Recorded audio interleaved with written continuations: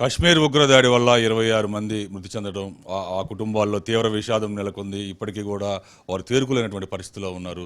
ఆ ఉగ్రదాడిలో హతుడైన మధుసూదన్ రావు ఇంటి వద్ద ఉన్నాం. వాళ్ళ భార్య, పిల్లలు, పాప, బాబు ఉన్నారు. వాళ్ళని అడిగి నిన్న జరిగినటువంటి ఆపరేషన్ గురించి ఏమనుకుంటున్నారో తెలుసుకుందాం. అమ్మ చెప్పండి, మీరు ఇప్పుడు దాదాపు రేపు పెద్ద కర్మ చేయబోతున్నారు. ఈలోపే భారత ప్రభుత్వం ఆపరేషన్ చేయటం, సింధూర్ ఆపరేషన్ చేయటం, దాదాపు 100 మందిని హతమార్చడం ఎట్లా అనిపిస్తుంది? అసలు నేను న్యూస్ చూసే స్టేట్లో, న్యూస్ ఫాలో అయ్యే స్టేట్లో కూడా లేదండి. జస్ట్ బిఫోర్ నాకు తెలిసింది ఏమంటే ఇట్లా ఆపరేషన్ సింధూర్ అని పేరు పెట్టినారు, ఇలా జరిగింది అని నాకు తెలిసింది. అది తెలిసిన వెంటనే నాకు అర్థమైంది ఏంటంటే ఆపరేషన్ పేరులోనే అర్థమవుతుందండి మా 26 ఫ్యామిలీస్ మేమేం పోగొట్టుకున్నాం అనేసి. మేము just innocent people, normal people ఒక ట్రిప్పుకు పోయి మా లైఫ్స్ పోగొట్టుకున్నామండి. అంటే ఒక మనిషి పోవడం అంటే ఒక ఇల్లు, ఒక కుటుంబం కొలాప్స్ అయిపోవడం అండి. వాళ్ళు మమ్మల్ని అలా చేశారు. కేవలం వాళ్ళు మాలో మోడీని చూసుకున్నారు. But I should thank Modi that with in a very short time, చాలా షార్ట్ టైంలో ఆయన కూడా మమ్మల్ని ఓన్ చేసుకొని ఆయన కూడా ఇలా చేసిన దానికి చాలా థ్యాంక్స్. అంటే at least I will feel happy that మా హస్బెండ్ సాక్రిఫైస్కి ఒక ఆనర్, ఒక రెస్పెక్ట్ దొరికిందండి.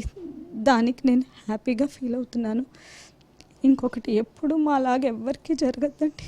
ఇట్లాంటి ఇన్సిడెంట్ ఎవ్వరికి జరగకుండా చూడండి. ఎంత సెక్యూరిటీ పెడతారో, ఎన్ని ఆపరేషన్స్ ప్లాన్ చేస్తారో, మీరు ఎట్లాంటి మెజర్స్ తీసుకుంటారో. మా 26 ఫ్యామిలీస్ కొలాప్స్ అయినట్టు దయచేసి ఇంకెవ్వరు అవ్వకుండా చూసుకోండి. మా లైఫ్ షాటర్డ్ అయిపోయినాయండి, చాలా అయిపోయినాయి.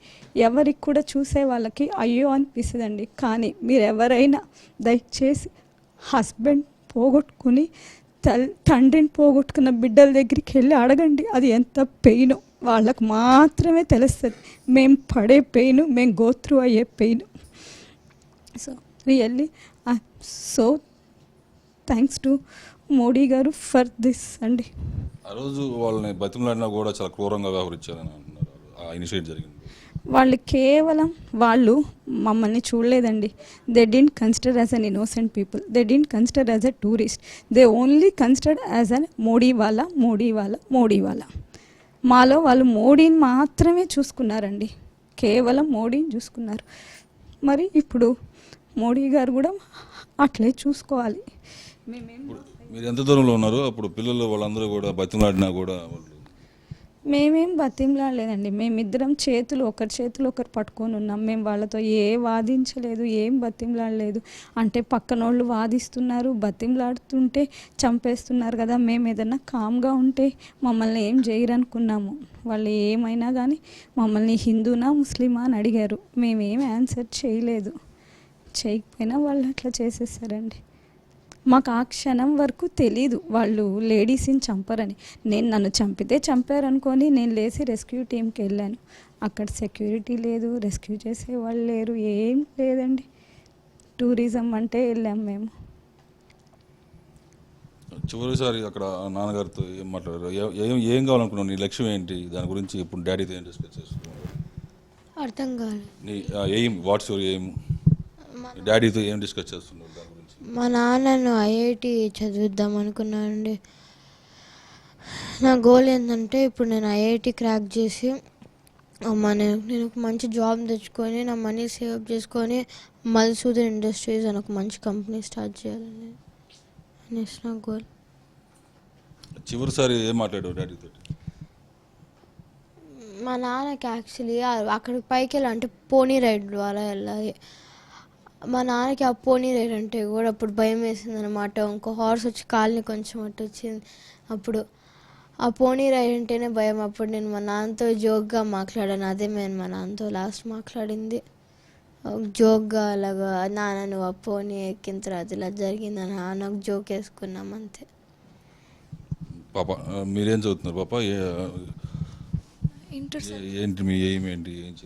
ఇంటర్ సెకండ్ ఇయర్ అయిపోయిందండి. ఇప్పుడు ఇంజనీరింగ్ జాయిన్ అవుతాను. డాడీతో ఏమైనా డిస్కస్ చేస్తుండేవాళ్ళు మీ ఎయిమ్ గురించి? నన్ను he wanted me to do computer science in engineering అండి. అది చాలా he was very particular on it. నేను కంప్యూటర్ సైన్స్ చేయాలి, నాకు ఫ్యూచర్ కంప్యూటర్ సైన్స్లో చాలా బాగుంటుంది అని అది ఎప్పుడు చెప్తూ ఉండేవాడు. చివరిసారి ఏం మాట్లాడాడు?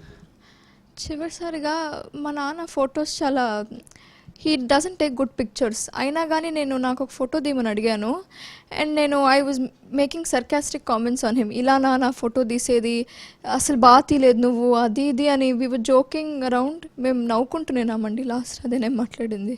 ఈరోజు నరేంద్ర మోదీ భారత ప్రభుత్వం ఒక ఆపరేషన్ సింధూర్ ఆపరేషన్ చేపట్టి ముష్కరులందరినీ కూడా హతమార్చడం జరిగింది. దాడుల మీద ఏమంటారు?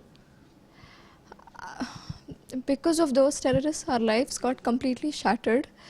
So even though they can't bring my dad back, they're trying to do justice for the country.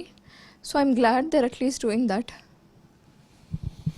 ఈరోజు భారత ప్రభుత్వం చేపట్టిన ఆపరేషన్ సింధూరా మీద వాళ్ళు కృతజ్ఞత తెలియజేస్తున్నారు ప్రధాని నరేంద్ర మోదీకి. అలాగే ఇలా ఎవరికి ఏ కుటుంబానికి కూడా ఈ కష్టం రాకూడదని వాళ్ళు ఆవేదన వ్యక్తం చేస్తున్నారు.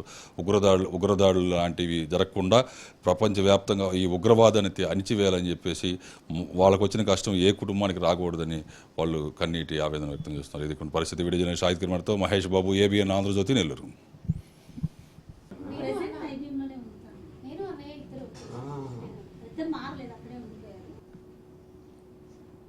మొత్తం మీకు జాబ్స్ ఇచ్చింది మొదలైనా చాలా మందికి బయట వాళ్ళకి అవకాశం ఉందో తన పరిధిలో తనకు అవకాశం ఉన్నారు, చాలా మందికి జాబ్స్ ఇప్పించాడు.